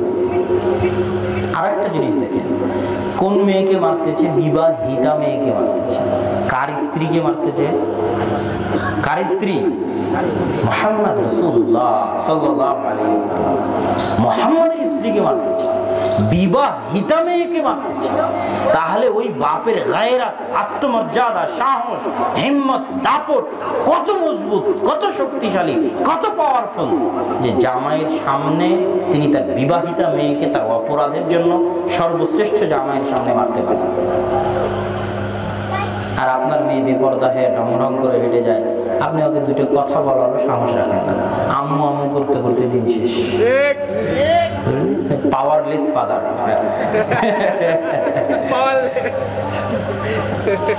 ক্ষমতাবিহীন পিতা, ব্যক্তিত্ববিহীন পিতা, ভারাত্মবিহীন পিতা। এই পরিবার আদর্শ পরিবার হিসেবে গড়ে উঠবে না, হতে পারে না। এই জন্য রাসূল সাল্লাল্লাহু আলাইহি ওয়াসাল্লাম বলেছেন, লা ইয়াদখুলুল জান্নাতা আদ-দায়ুস, দায়ুস জান্নাতে প্রবেশ করবে না। দায়ুস মানে, দায়ুস শব্দের শাব্দিক অর্থ হচ্ছে দিয়াতা। দিয়াতা মানে চর্বি। কিসের চর্বি? শূকরের চর্বি। শূকরের চর্বিতে দিয়াতা বেশি থাকে। লা ইয়াদখুলুল জান্নাতা আদ-দায়ুস, জান্নাতে প্রবেশ করবে না শূকর। শাব্দিক অনুবাদ, জান্নাতে প্রবেশ করবে না কে বলেন তো আমার সাথে? শূকর। তো শূকরের কি জান্নাত জাহান্নাম আছে নাকি? শূকরের জান্নাত জাহান্নাম আছে? তাহলে এই হাদিসের অর্থ কি? এই হাদিসের অর্থ হচ্ছে জান্নাতে প্রবেশ করবে না সে যে নামে মানুষ কিন্তু রক্ত মাংসে শূকর, যে নামে মানুষ কিন্তু মানসিকতায় শূকর, ও জান্নাতে প্রবেশ করবে না। সে কে? পৃথিবীতে সবচেয়ে আত্মমর্যাদাওয়ালা প্রাণী হচ্ছে উট। সবচেয়ে যার আত্মমর্যাদা ভাইরাত গারাত্ম বেশি। আর পৃথিবীতে সবচেয়ে আত্মমর্যাদাহীন নিম্ন শ্রেণীর প্রাণী হচ্ছে শূকর। এত নিম্ন শ্রেণীর প্রাণী যে নিজের পায়খানা নিজেই চাটায়। এমনকি সামনে যদি আর একটা শূকর থাকে তো ওর পিছন থেকেও জিহ্বা লাগিয়ে চাটবে। এটা শূকরের স্বভাব। এবং সবচেয়ে অপরিষ্কার অপরিচ্ছন্ন জায়গায় থাকতে পছন্দ করে কে? শূকর। পৃথিবীর সবচেয়ে আত্মমর্যাদাহীন প্রাণী, আত্মসম্মানহীন প্রাণী, যে রক্তে মাংসে, যে নামে মানুষ কিন্তু রক্ত মাংসে শূকর।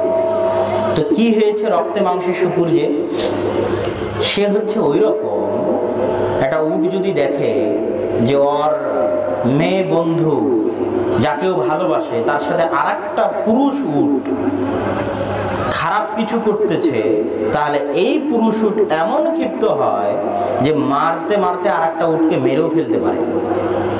বহু ঘটনা আছে এরকম, অসংখ্য অগণিত ঘটনা আছে।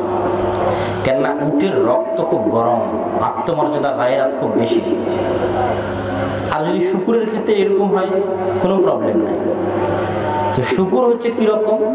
কার রক্ত মাংস শূকর হয়ে গেছে? ওর চোখের সামনে ওর স্ত্রীর সাথে ওর স্ত্রীর বান্ধবী, বয়ফ্রেন্ড টয়ফ্রেন্ড সব আসে বাড়ির মধ্যে হাসি ঠাট্টা করছে, গল্প গুজব করতেছে, ফিজিক্যাল রিলেশন করতেছে। ওর মধ্যে কোনো অনুভূতিই কাজ করে না, কোনো ফিলিংসই কাজ করে না। ও কি হয়ে গেছে বলেন তো? কথা বলেন না কেন? ও নামে মানুষ, রক্তে মাংসে কি শূকর। শুধু এই জিনিস না, আপনি মোহর দিয়ে বিবাহ করেছেন, আপনার স্ত্রীকে পরপুরুষ দেখবে, আপনি মেয়েকে লালন পালন করেন, আপনার মেয়েকে পরপুরুষ দেখবে। এটা যদি আপনার হৃদয়ে আঘাত না করে, এটা যদি আপনার রক্তে আঘাত না করে, তাহলে আপনি নামে মানুষ, রক্তে শূকর। রক্ত আর নাই, সব পুজ হয়ে গেছে, সব শূকরের রক্ত হয়ে গেছে। লা ইয়াদখুলুল জান্নাতা আদ-দায়ুস, এরা জান্নাতে যাবে না। ওই পুরুষ যে তার পরিবারে বেহায়াই, বেলেল্লাপনা, নগ্নতা, অবৈধ সম্পর্ক, বেপরদার সুযোগ দিয়েছে, ওই পুরুষ জান্নাতে যাবে না। ও নামে পুরুষ, রক্তে শূকর। এবং রিয়েল লাইফেও মানুষ যদি প্রচুর পরিমাণে শূকরের চর্বি খায়, প্রচুর পরিমাণে শূকরের গোস্ত খায়, তো রিয়েল লাইফেও মানুষ এরকম হয়ে যায় যে তার ভিতরে কোনো ফিলিংস কাজ করে না, এরকম হয়ে যায়। আল্লাহ সুবহানাহু ওয়া তাআলা আমাদেরকে শূকরের স্বভাব থেকে হেফাজত করুক, আমিন। একটা জিনিস মনে রাখবেন, সবচেয়ে আত্মমর্যাদা সম্পন্ন যার যত বেশি, তার পরিবারে পর্দা তত বেশি। আত্মমর্যাদা, সম্মান, গায়রাত যত বেশি, পর্দা তত বেশি। কেননা পর্দাহীনতা অপমান, পর্দাহীনতা শাস্তি, পর্দাহীনতা দাসত্ব। দাসীদের ক্ষেত্রে ইসলামে পর্দা ছিল না।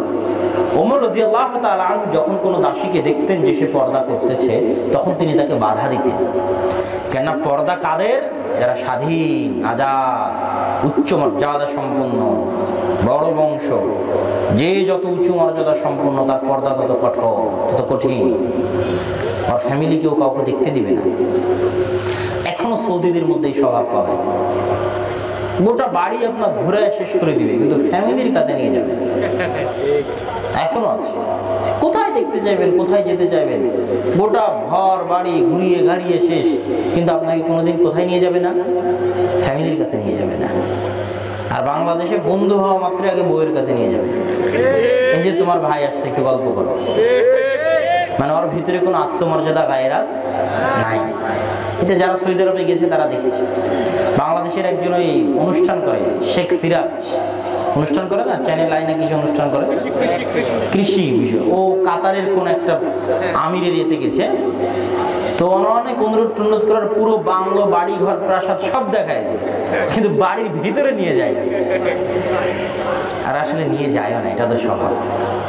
আপনি দেখবেন যে বাদশাহ সালমান বা মোহাম্মদ বিন সালমান, তাদের রাষ্ট্রীয় পরিচালনায় কি ভুল ত্রুটি আছে আমি বলতেছি না, ওইটা আমি আলোচনাও করতেছি না, কিন্তু পার্সোনাল লাইফে কখনো দেখবেন না যে ওদের বৌদির নিয়ে বের হয়, যে বৌদির নিয়ে ক্যামেরার সামনে আসতেছে। মালিক সালমান বা মোহাম্মদ বিন সালমান ওদের বৌদির নিয়ে ক্যামেরার সামনে আসতে, এটা পাবেন না। কেন ওদের মধ্যে অনেকেই এখনো একদম হাইলি রেস্ট্রিক্টেড পর্দা করে, পাসপোর্টে পর্যন্ত ছবি রাখে না। ওদের মাদের বা ফুফুদের খালাদের এখনো ওই ধরনের জাজবাটা আছে। হয়তো জেনারেশন চেঞ্জ হলে ওই জাজবা নাও থাকতে পারে, থাকবে না, থাকছে না, চলে যাচ্ছে, এটাই স্বাভাবিক। তো আত্মমর্যাদা, আত্ম অহংকার যত বেশি, পর্দা তত কঠিন। পর্দা শাস্তি, বেপর্দা শাস্তি, বেপর্দা অপমান। আদম আর হাওয়াকে যখন প্রথম জান্নাত থেকে বের করে দেওয়া হলো, তখন প্রথম শাস্তি ছিল জান্নাতে তাদের কাপড় খুলে পড়ে গেছিল। কোরআনের আয়াত মনে আছে, সূরা বাকারা খুলে পড়েন, প্রথমেই আল্লাহ সুবহানাহু ওয়া তাআলা সূরা বাকারার প্রথমেই বলেছে যে তাদের কাপড় খুলে পড়ে গেল, এটা হচ্ছে তাদের প্রথম শাস্তি।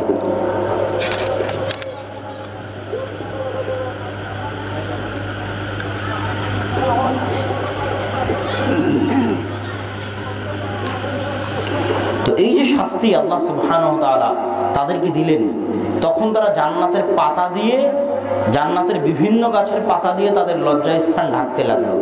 তাহলে বেপরদা কি শাস্তি? বেপরদা শাস্তি নয়, শাস্তি। আজকেও যদি গ্রামগঞ্জে আপনি মজাক করেন, তো কাউকে যদি শাস্তি দেন বলবেন ওকে ন্যাংটা কর, ন্যাংটা করে শাস্তি দিয়ে, মানে উলঙ্গপনাটা কি শাস্তি, উলঙ্গ হওয়া শাস্তি। এখন এই শাস্তি যদি মা বোন নিজে মাথা পেতে মেনে নেয়, তাহলে তো কিছু করার নেই। এই অপমান যদি মা বোন নিজে মাথা পেতে মেনে নেয়, তাহলে কিছু করার নেই। এই শাস্তি, এই লজ্জা যদি নিজে মাথা পেতে কোনো মা বোন মেনে নেয়, তাহলে ও জানেই না সম্মান কাকে বলে, ও জানেই না স্বাধীনতা কাকে বলে। দুনিয়ার যারা সেকুলার, যারা পর্দার বিরোধিতা করে, এদের সবচেয়ে বড় কষ্ট কি জানেন?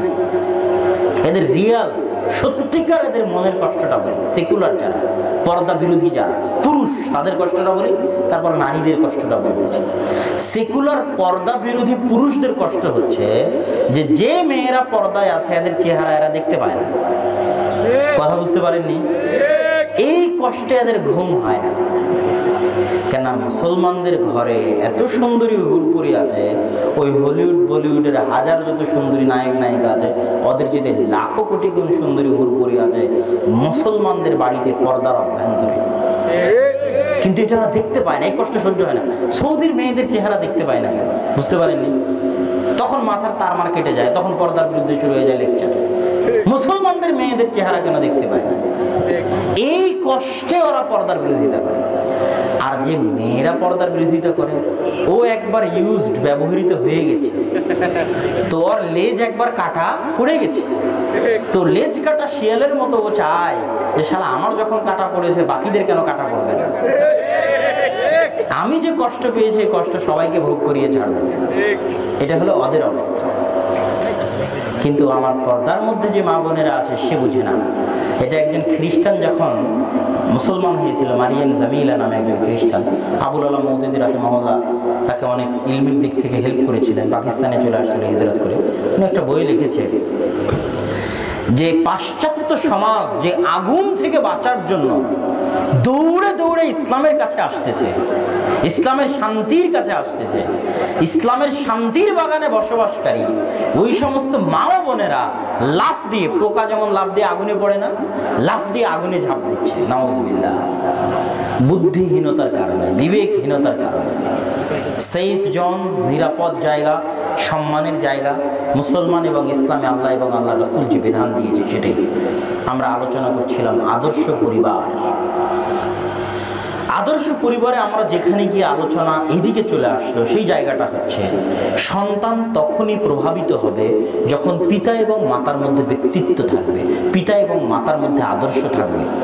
এবার পিতা মাতা যদি আদর্শবান হয়, ব্যক্তিত্ববান হয়, তাহলে পিতা মাতার জন্য এমন কি করণীয়, যেই করণীয় দিয়ে তারা তার সন্তানদেরকে আদর্শ করে গড়ে তুলতে পারবে।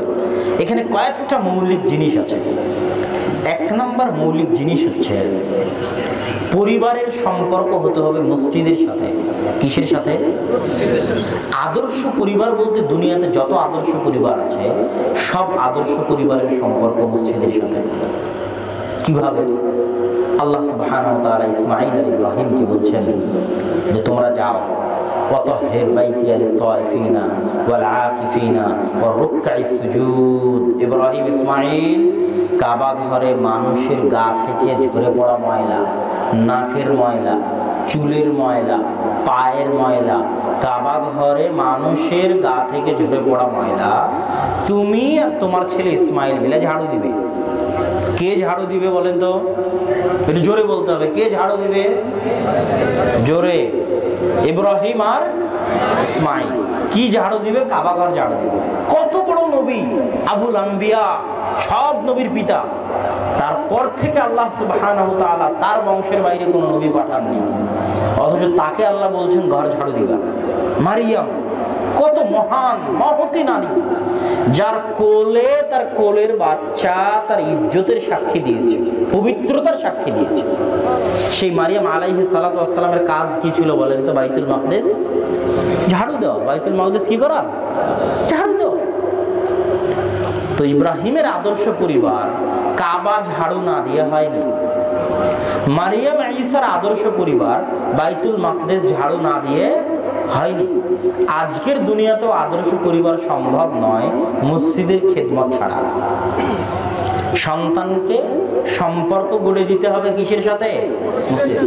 বাপ সন্তানের হাত দিয়ে কোথায় নিয়ে যাবে? হাত ধরে মসজিদে নিয়ে যাবে। মসজিদের লাইট, ফ্যান, কম্বল, চাদর সব কিছুর সাথে সন্তানের সম্পর্ক, নিজের সম্পর্ক থাকতে হবে। আদর্শ পরিবার গড়বে ইনশাআল্লাহ। আর যদি মসজিদের সাথে সম্পর্ক না থাকে, কোনো কিছু দিয়ে আদর্শ পরিবার গড়া সম্ভব নয়। এটা একটা পদ্ধতি। দ্বিতীয় পদ্ধতি, সন্তানকে তাওহীদের শিক্ষা দিতে হবে।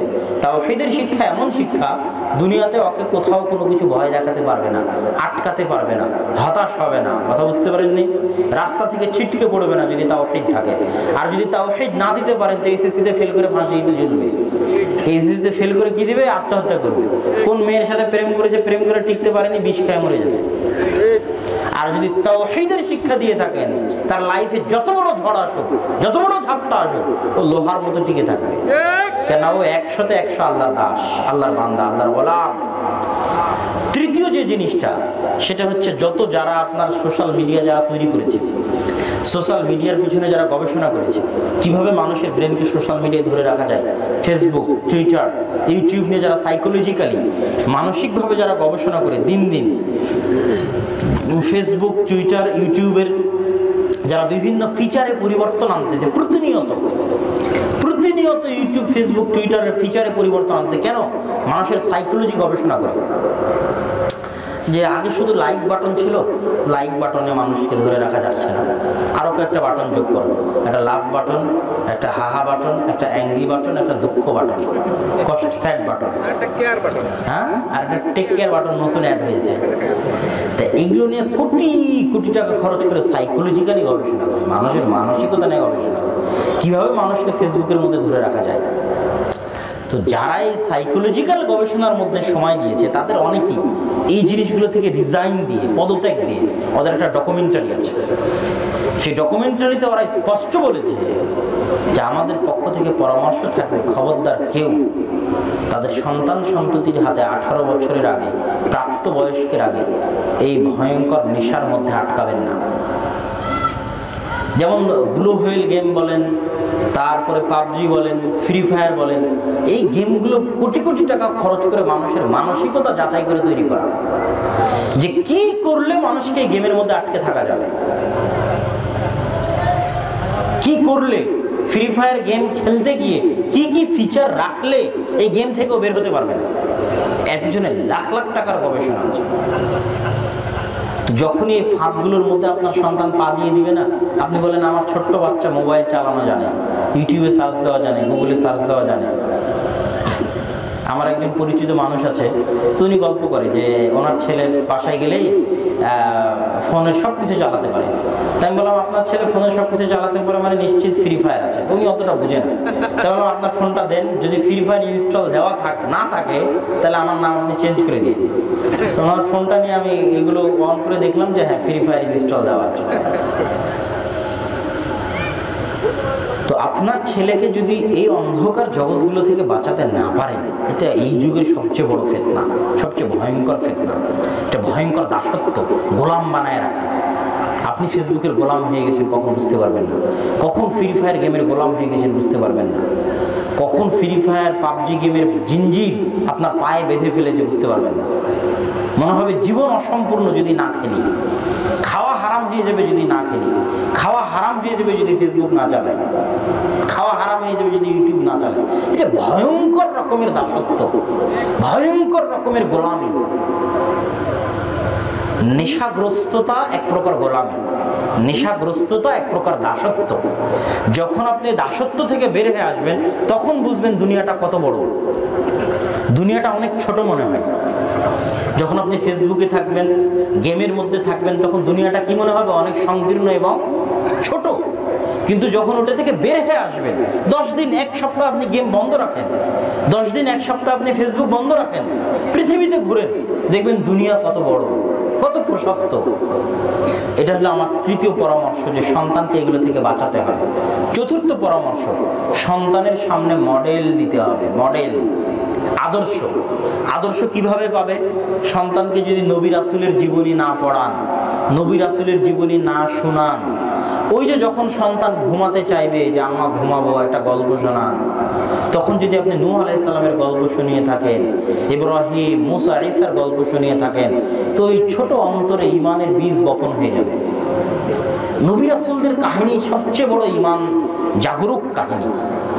সন্তানদেরকে এই কাহিনীগুলোর সাথে পরিচিত করে তুলতে হবে ছোট অবস্থাতে।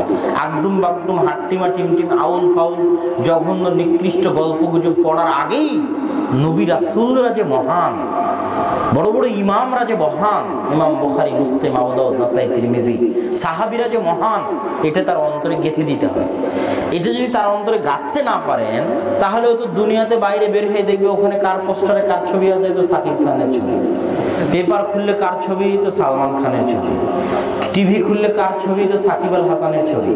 তো গোটা দুনিয়া যখন সাকিব আল হাসান, সালমান খান, শাহরুখ খান, এদের পিছে, এরাই মনে হয় রিয়াল রোল মডেল, এদের মতো হতে পারাই মনে হয় সফলতা। ইউটিউবে ঢুকে দেখবে যে অমুকের লাখ কোটি ভিউ, তাহলে আমি তাহলে ওর মতো হবো, আমারও যেন ভিউ হয়, বুঝেননি? তখন তার রোল মডেল চেঞ্জ হয়ে যাবে। আর এই পর্যায়ে আসার আগেই যখন নবী রাসূলের জীবনী দিয়ে দিবেন, বুখারী, মুসলিম, আবু দাউদের জীবনী দিয়ে দিবেন, তাদেরকে যখন একবার বড় মনে করা শুরু করবে, তখন পথভ্রষ্ট হয়ে গেলেও সঠিক রাস্তায় ফিরে আসার চান্স থাকবে।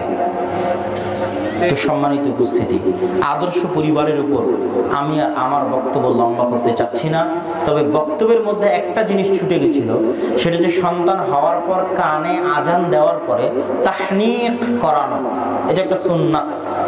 তাহনিক মানে কোনো ভালো পরহেজগার মানুষের কাছ থেকে তার মুখের খেজুর হোক, কোনো একটা খাবার হোক, খেজুর হলে ভালো হয়, চাবিয়ে নিয়ে অল্প একটু ছোট বাচ্চার মুখে দেওয়া, যে দুনিয়াতে আসার পর সে একটা ভালো মানুষের সংস্পর্শে আসলো। এটা রাসূল সাল্লাল্লাহু আলাইহি ওয়াসাল্লামের নিকটে অনেক সাহাবী করিয়ে নিতে আসতেন তাহনিক করানোর জন্য এবং বরকতের দোয়া নেওয়ার জন্য। তো এই জিনিসটা আমার আলোচনার মধ্যে ছুটে গেছিল। তো আমরা যদি আদর্শ পরিবার গঠন করতে চাই, তাহলে আমরা শুরু থেকে যদি আমাদের আলোচনার সামারি যদি টানতে চাই, তাহলে প্রথমত বিবাহ হতে হবে সুন্নাত পদ্ধতিতে। অবৈধ সম্পর্কের নয়, বৈধ সম্পর্কের। এবং বিবাহে কোনো শিরক বেদাত, বিবাহে কোনো অপসংস্কৃতি, গান বাজনা বেলেল্লাপনা থাকা যাবে না। বাসর রাতের যে সুন্নত আমলগুলো সেটা করতে হবে। স্ত্রীর কাছে যাওয়ার যে দোয়া সেটা মনে রাখতে হবে। সন্তান মায়ের পেটে আসলে মাকে সজাগ সচেতন থাকতে হবে। 10 মাস 10 দিন মা যেন গুনাহের কাজে না যায়। 5 ওয়াক্ত সালাত আদায় করে কোরআন পড়ে। সন্তান দুনিয়াতে আসলে আজান দিতে হবে, তাহনিক করাতে হবে। 7 দিনের দিন চুল কেটে দান করতে হবে, নাম রাখতে হবে, আকিকা দিতে হবে। তারপরে বড় হওয়া পর্যন্ত সন্তান যেন আপনাকে আদর্শ হিসেবে মানে, আপনার স্ত্রীকে আদর্শ হিসেবে মানে, সেটার চেষ্টা করতে হবে। 7 বছর বয়সে সালাতের আদেশ দিতে হবে। মুরু আওলাদাকুম বিসসালাত ওয়া হুম সাব'উ সিনিন, তোমরা তোমাদের সন্তানদেরকে সালাতের আদেশ দাও যখন তাদের বয়স 7, আর তাদেরকে সালাতের জন্য পিটাও যখন তাদের বয়স 10। আর তোমরা বাড়িতে একটা লাঠি ঝুলিয়ে রাখো আদবের জন্য, শিষ্টাচারের লাঠি। দুটোই আদর স্নেহ করতে হবে, লাঠিও ব্যবহার করতে হবে। বেশি আদর স্নেহ যদি করেন আর লাঠি ব্যবহার না করেন সন্তান বিগড়ে যাবে। আবার যদি প্রচুর লাঠি ব্যবহার করেন, আদর স্নেহ না থাকে, তবুও সন্তান বিগড়াবে। দুটোর ভারসাম্য থাকতে হবে। আদর স্নেহ থাকতে হবে, বশমাহি দুষ্টামি করলে লাঠিও থাকতে হবে, লাঠির প্রয়োগও থাকতে হবে। আল্লাহর রাসূল লাঠির প্রয়োগ করেছেন, করতে বলেছেন। এটার মাধ্যমে আপনি আপনার সন্তানকে মসজিদের সাথে সম্পৃক্ত করবেন। 5 বছর বয়সে সন্তানকে বিভিন্ন গেম থেকে, মোবাইলের আসক্তি থেকে দূরে রাখবেন। এবং সন্তানকে যে কেউই বানান, ইঞ্জিনিয়ার বানান, ডাক্তার বানান, আর যেটাই বানান, সন্তানকে সবার আগে কোরআন শিখাবেন। কি শিখাবেন? কোরআন। কোরআন না শিখে যেন আপনার সন্তান বড় না হয়, আর কোরআন না শিখে যেন আপনি মারা না যান।